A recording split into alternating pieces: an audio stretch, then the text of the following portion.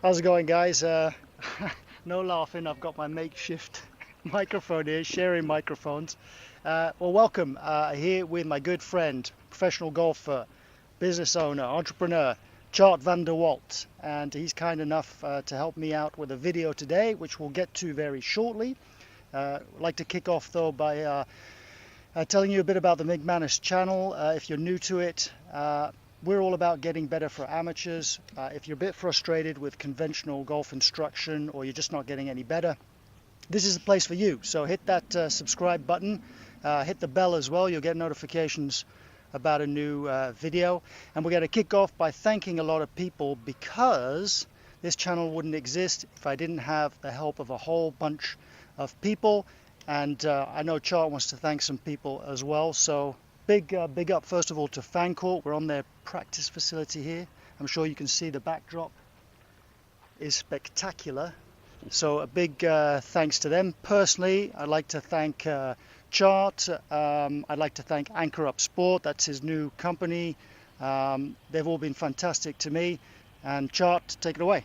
Yeah, just obviously it's hard to beat a place like Fancourt or the Garden Route here in South Africa, and we love calling this home. And it's a hard place to leave. And I'd like to thank someone like Walt that bases himself here 3 or 4 months of the year, does a lot for development, a lot for professional golf in general.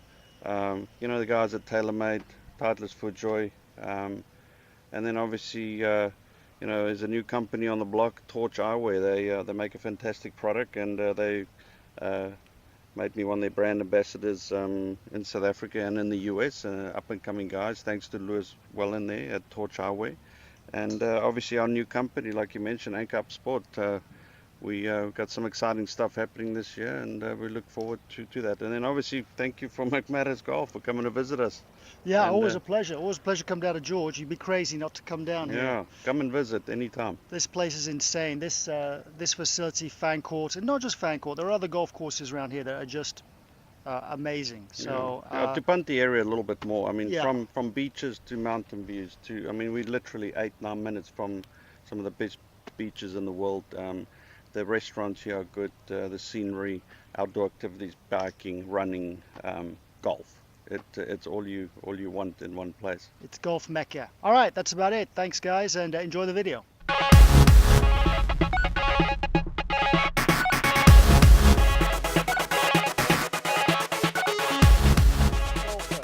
Okay, so yeah, we decided we were fooling around yesterday during the round, actually, and Tjaart noticed that my main problem is I don't pivot correctly and I don't sequence the swing correctly. So he was kind of explaining to me how he does it for himself, or the feelings that he has, and we decided to make a video about it. So this should be really interesting. You know, everybody has different feels for their swing, and this is one example.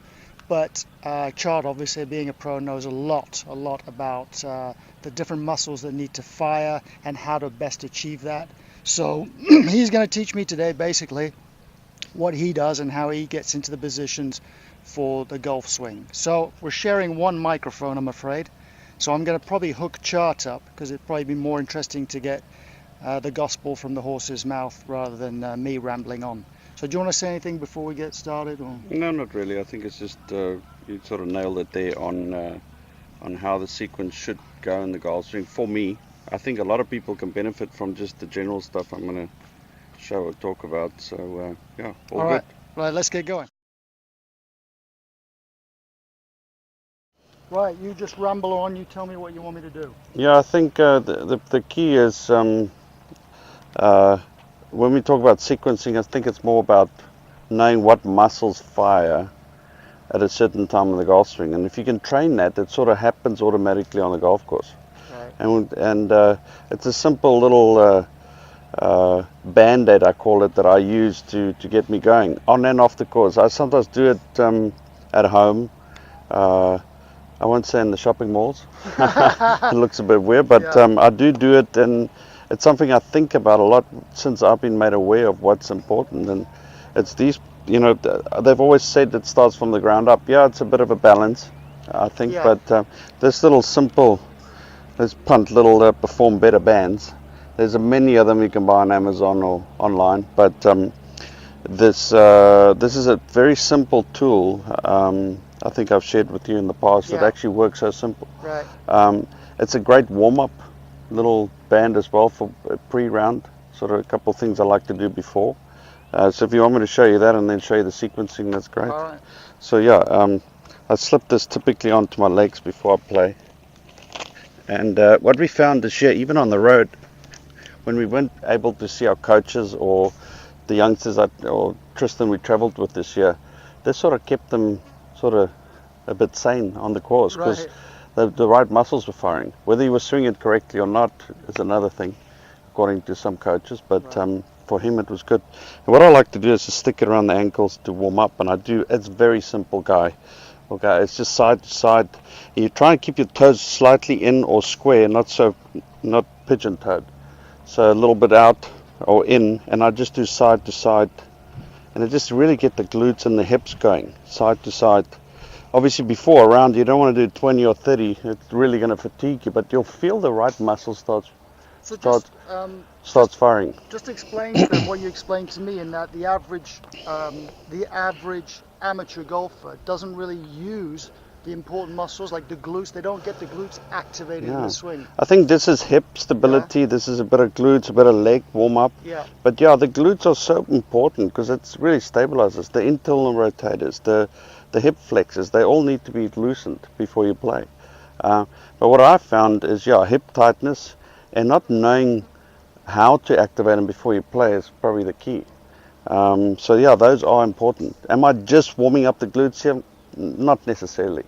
But I like the way how this just gets everything going. So that side to side's a good one, and then facing the camera I like to go forwards and work the legs out a bit, and then backwards the same thing.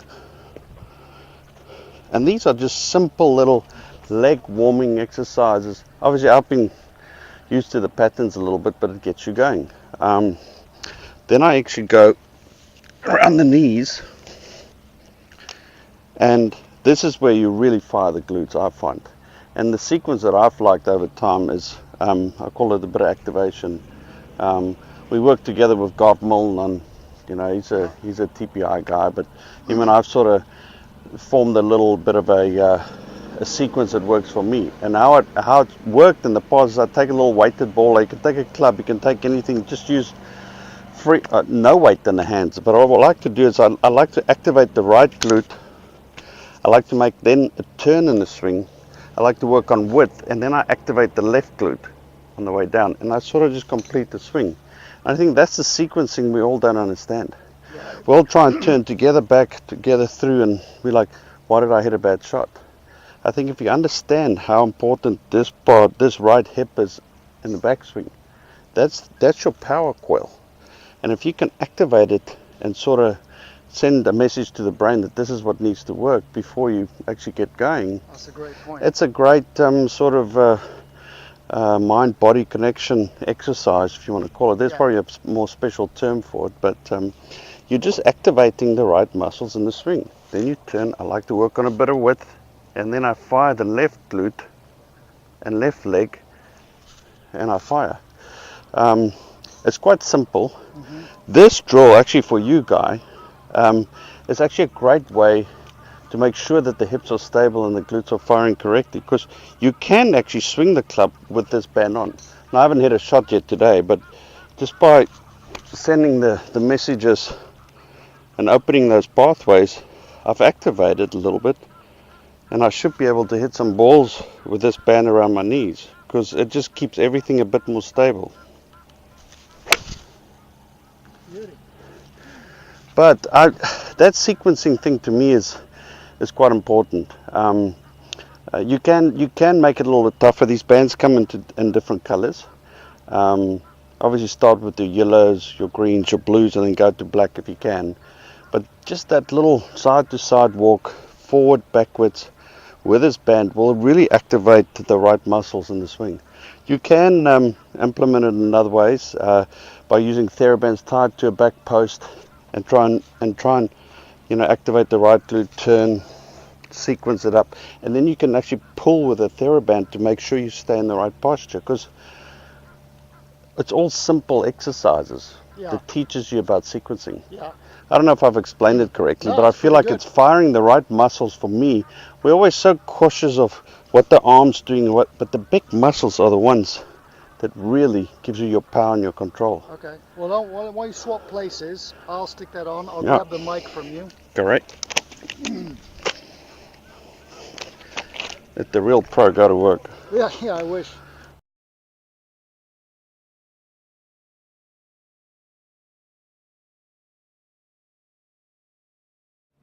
All right.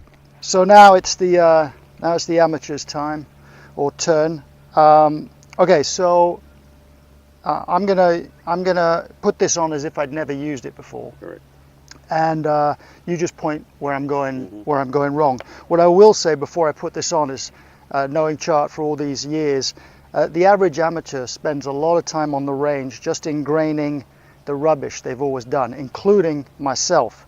And when you use drills like this, you need to spend a lot more time on mirror work and doing these boring drills that don't involve hitting balls, unfortunately, if you actually want to change your swing patterns. You're never going to change anything unless you dedicate a bit of your practice time to stuff like this. Yeah. I think Tjaart would agree, and the pros spend an enormous amount of time in the gym on stuff like this, firing the right muscles, stabilization. We just go to the range and we think we're going to get better in one practice session. Right, so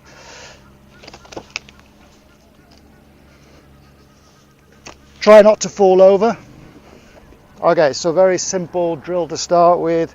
We do this side to side. Very good. And I can really feel it. In the hips. Yeah, in the hips. It takes a lot of effort. And these are, if I'm perfectly honest, these are muscles now that I'm feeling working that I don't necessarily feel working in my usual golf swing. Yeah, and then the side to side.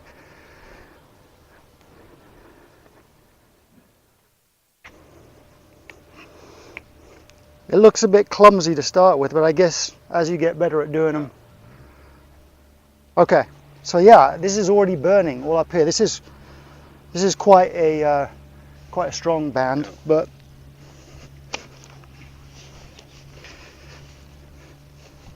So what we can say, Guy, like you've analysed your swing quite a bit. I think this is really going to help you wind the hips correctly. Yeah.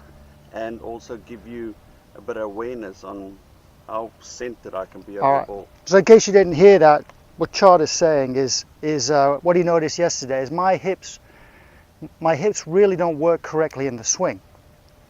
I think I'm turning them, but I'm actually not creating torque. I'm not creating a proper turn.